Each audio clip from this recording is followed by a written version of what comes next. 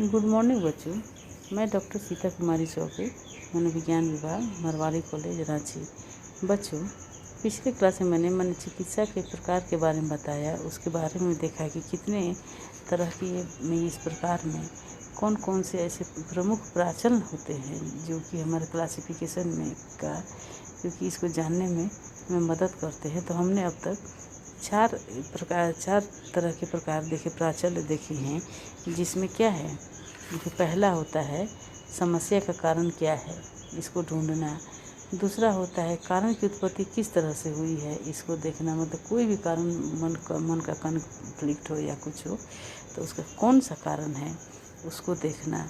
उपचार की मुख्य विधि क्या है, इसको बताना। उपचार में हम कौन कौन सी विधि का उपयोग कर रहे हैं उसको बताएंगे, उसको देखेंगे और क्लाइंट के सामने हम लोग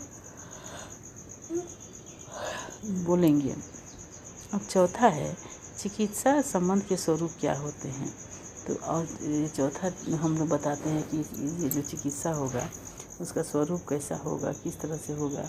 तो इस सभी चीज़ों को हम लोग बताते हैं, क्लाइंट के सामने स्पष्ट रूप से रखते हैं और इसे जानने का प्रयास करते हैं। अब देखते हैं कि इसी 5वें पॉइंट में इसमें क्या आता है। 5वां पॉइंट होता है क्लाइंट का मुख्य फ़ायदा क्या है। मतलब कि इससे क्लाइंट को मुख्य फ़ायदा क्या होता है, इसके बारे में भी हम लोग देखते हैं कि क्लाइंट का ये इस थेरेपी का 5वां प्रकार होता है। देखिए, मनोगतिक चिकित्सा में यह माना जाता है कि क्लाइंट को मुख्य फ़ायदा सामयिक सूझ का उत्पन्न होना होता है ना। सामयिक सूझ उत्पन्न होने पर क्लाइंट बौद्धिक रूप से अपने अंतर्द्वंद्व को समझता है। बौद्धिक रूप से अपने अंतर्द्वंद्व को समझता है, उसे सामयिक रूप से स्वीकार करके द्वंद्व के प्रति संवेगों में पर्याप्त बदलाव लाने के लिए भी सक्षम हो जाता है। इसमें हम देखते हैं कि क्लाइंट को आखिर मुख्य फ़ायदा क्या होता है। तो मनोगतिकीय चिकित्सा में ये होता है कि क्लाइंट का मुख्य फ़ायदा सामवेगिक सूझ उत्पन्न करने में होता है कि मैंने इसका इमोशनल इंसाइट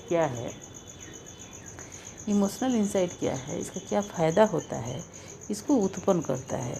तो सामयिक सूझ का मतलब होता है कि सामयिक सूझ उत्पन्न होने में क्लाइंट बौद्धिक रूप से अपने अंतर्द्वंद को समझने लगता है। मतलब वो अपने आप को समझने लगता है कि हमारे मन का अंतर्द्वंद कहाँ है, क्यों हमारे अंदर इस तरह का कॉन्फ्लिक्ट उत्पन्न होने लगता है, क्या होता है। तो वो इस चीज़ को समझने लगता है, समझने का प्रयास भी करता है। तो ये सामयिक द्वंद होता है। उसे सामयिक रूप से स्वीकार करके द्वंद्व के प्रति संवेगों में पर्याप्त बदलाव लाने में भी सक्षम होता है। अब जब उसे समझ में आने लगता है कि मेरे तकलीफ़ का यही कारण है, मेरे द्वंद्व का यही कारण है, तो सामयिक रूप से उसको स्वीकार करता है। उसको इमोशनली उसको क्या करता है, एक्सेप्ट करके द्वंद्व के प्रति संवेगों में पर्याप्त बदलाव लाने का भी प्रयास करने लगता है ना। सामयिक सूझ का परिणाम यह होता है कि क्लाइंट के लक्षण एवं मनोवैज्ञानिक व्यथा में काफ़ी कमी आ जाती है।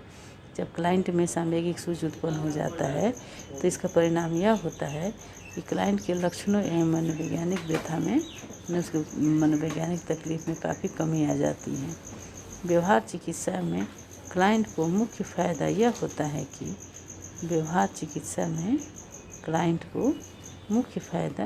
होता है कि उसके दोषपूर्ण व्यवहार को हटाकर उसके जगह पर अनुकूलित व्यवहार को सिखलाया जाता है। क्या होता है, उसके दोषपूर्ण व्यवहार को हटा दिया जाता है। व्यवहार चिकित्सा में क्या होता है, जब व्यक्ति किसी भी चीज़ का दोषपूर्ण सीखना करने लगता है, प्रत्यक्षण करने लगता है, तो अपने व्यवहार उसे यही ना होता है व्यवहार थेरेपी में।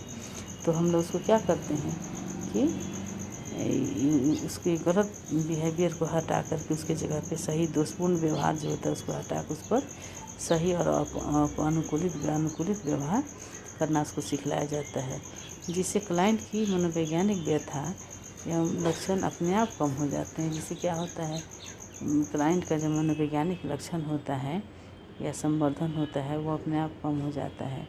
मानवतावादी अस्तित्ववादी चिकित्सा में क्लाइंट में जो व्यक्तिक वर्धन होता है वह एक चिकित्सा का मुख्य फ़ायदा माना जाता है।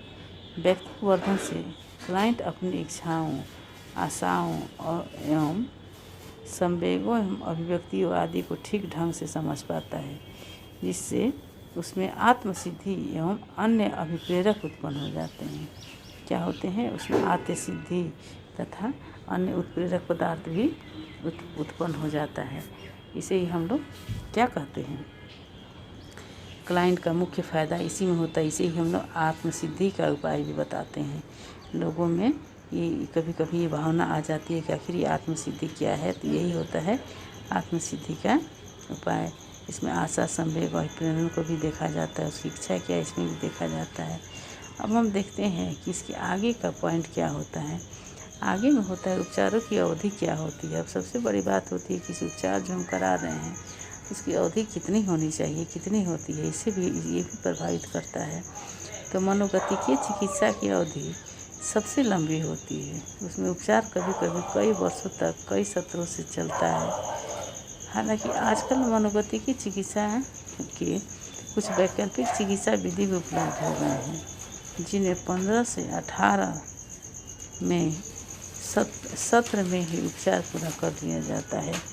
देखिए, सबसे ज़्यादा हम लोग का मनोगतिकीय चिकित्सा में ही अवधि लगता है, उसमें समय लगता है। उपचार की जो अवधि, उपचार की जो प्रकार है मनोगतिकीय प्रकार, उसमें सबसे अधिक समय लगता है ना। तो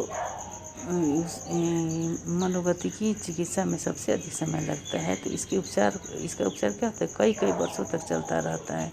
और इसे क्या होता है, व्यक्ति उठने लगता है और चिकित्सक भी उठने लगता है। तो हालांकि आजकल तो मनोगतिकीय चिकित्सा का क्या है, कुछ वैकल्पिक चिकित्सा विधि भी है, उपलब्ध हो गए हैं, जो 15 से 18 सत्र में ही पूरा कर लिया जाता है। 15 से 18 सेशन तक ही उसको पूरा कर लिया जाता है। व्यवहार चिकित्सा तथा मानवतावादी अस्तित्वपरक चिकित्सा में उपचार कम अवधि में ही पूरा कर लिया जाता है। इसमें क्या होता है, कम अवधि के लिए ही उपचार को पूरा कर लिया जाता है। किस मानवतावादी अस्तित्ववादी विचार में। अब देखिए, किसी भी मनोचिकित्सा की प्रक्रिया की शुरुआत क्लाइंट या सेवार्थी रोगी की समस्या की पहचान से होती है।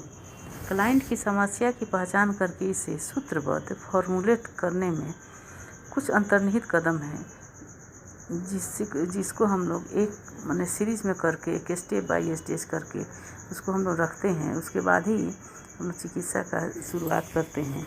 जितने भी क्लाइंट्स होते हैं, है ना, क्लाइंट जितने होते हैं, पहले उसकी समस्या को जान लिया जाता है। एक चिकित्सक उसकी समस्या को जानता है और जानने के बाद उसकी समस्या को क्रमबद्ध करता है। क्रमबद्ध करने के लिए वो धीरे धीरे समस्याओं को पूछ करके एक सीरीज बना करके उसको सीरीज वाइज उसको रख के नोट करके रखता है, ताकि हमको इसमें सुविधा हो। और इस तरह से क्या करता है, उसको उपाय करने के लिए एक बॉक्स टाइप से बना लेता है। बॉक्स कि हमको किस बॉक्स में क्या क्या डालना है, किन किन समस्याओं को, किन किन बातों को, किन किन कारणों को डालना है, और डाल करके तब उसको चिकित्सा का सत्र प्रारंभ किया जाता है, ताकि उसको आसानी होता है। आज का क्लास यहीं तक। अगले क्लास में मैं आपको और कुछ बताऊंगी। तब तक के लिए धन्यवाद।